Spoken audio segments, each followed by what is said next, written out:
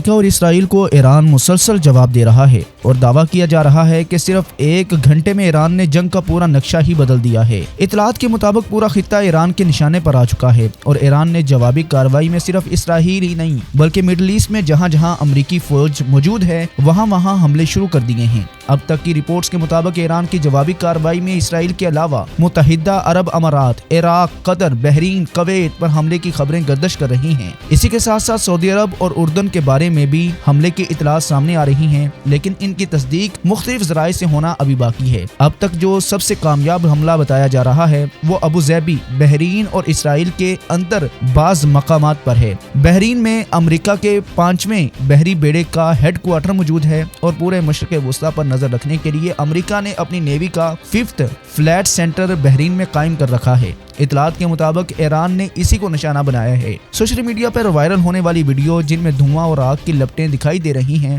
اور دھماکوں کی آوازوں کی بات کی جا رہی ہے، لیکن میں واضح کر دوں کہ سوشل میڈیا کلپس کی آزادانہ تصدیق ضروری ہوتی ہے، اس لیے اسے کلیم کے طور پر ہی لیا جائے گا۔ ادھر متحدہ عرب امارات کے دارالحکومت ابوظہبی میں بھی ایک امریکی فوجی تنصیبات یعنی ایئر بیس سے متعلق دعویٰ کیا جا رہا ہے کہ ایران نے اسے نشانہ بنایا ہے۔ یہ بھی کہا جا رہا ہے کہ UAE کا ایئر ڈیفنس سسٹم ایرانی میزائل کو روکنے کی کوشش کرتا رہا لیکن مکمل طور پر روک نہ سکا اور کچھ میزائل ایئر بیس تک پہنچ گئی۔ اسی طرح قطر میں بھی امریکہ کا بڑا فوجی اڈا موجود ہے اور رپورٹس کے مطابق قطر کے اڈے پر بھی حملہ ہوا ہے۔ قطر کی طرف سے شہریوں کو ہدایات جاری کی گئی ہیں کہ لوگ گھروں میں رہیں، باہر غیر ضروری نقل و حرکت نہ کریں۔ یہ بھی کہا جا رہا ہے کہ قطر میں موجود بعض سینئر آفیشلز ریلوکیٹ کیا گیا ہے اور سیکیورٹی بڑھا دی گئی ہے۔ کویت میں بھی امریکی فوجی موجودگی بتائی جا رہی ہے اور رپورٹس کے مطابق کویت میں موجود امریکی اڈے پر بھی بیلسٹک میزائل سے حملے کی خبریں سامنے آ رہی ہیں۔ عراق میں بھی امریکہ کے متعدد اڈے ہیں اور رپورٹس کے مطابق وہاں بھی حملوں کی اطلاعات موجود ہیں۔ اسی دوران اسرائیل کے اندر صورتحال یہ بتائی جا رہی ہے کہ پورا اسرائیل ایران کے حملوں کی زد میں ہے۔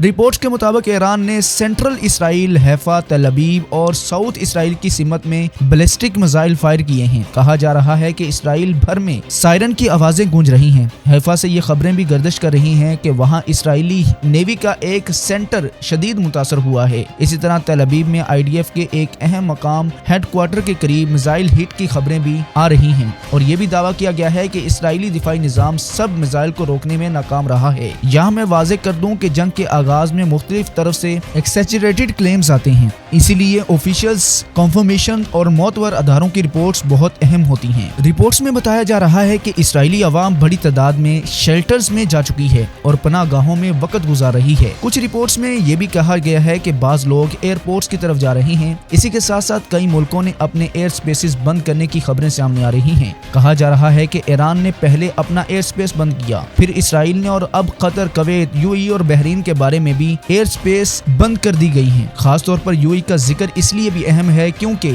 دبئی انٹرنیشنل، ابوظہبی انٹرنیشنل اور اسی طرح سے شارجہ انٹرنیشنل دنیا کے بڑے ایویشن ہب میں شمار ہوتے ہیں اور اگر یہاں پر فلائٹس متاثر ہوں تو عالمی سطح پر ٹریفک بہت متاثر ہو جاتی ہے۔ سب سے حیران کن دعویٰ یہ کیا جا رہا ہے حملے شروع ہونے کے 45 سے 60 منٹ کے اندر ایران نے جوابی کارروائی کا آغاز کر دیا۔ ایرانی میڈیا کے حوالے سے لکھا جا رہا ہے کہ اب ہم جواب دے رہے ہیں اور پھر بہت کم وقت میں مختلف علاقوں کو نشانہ بنایا گیا۔ یہ بھی کہا جا رہا ہے کہ ایران نے واضح پیغام دیا ہے کہ جہاں جہاں امریکی فوجی اڈے ہیں وہ سب ٹارگٹس بن سکتے ہیں۔ بحرین اور ابوظہبی میں جس نوعیت کے دھماکے اور نقصان کی بات کی جا رہی ہے اس کے اثرات پورے مڈل ایسٹ میں محسوس کیے جا سکتے ہیں۔ سعودی عرب اور اردن میں امریکی اڈوں پر حملوں کی خبریں بھی سامنے آ رہی ہیں لیکن ان کی تصدیق مختلف سطح پر باقی ہے۔ ادھر امریکہ کے صدر اور اسرائیل کے وزیر اعظم کی طرف سے بیانات اور ویڈیوز کے ذریعے ایرانی عوام کو مخاطب کیے جانے کی خبریں بھی آ رہی ہیں کہ وہ سڑکوں پر نکلیں اور نظام کے خلاف آواز اٹھائیں۔ کچھ رپورٹس میں اسے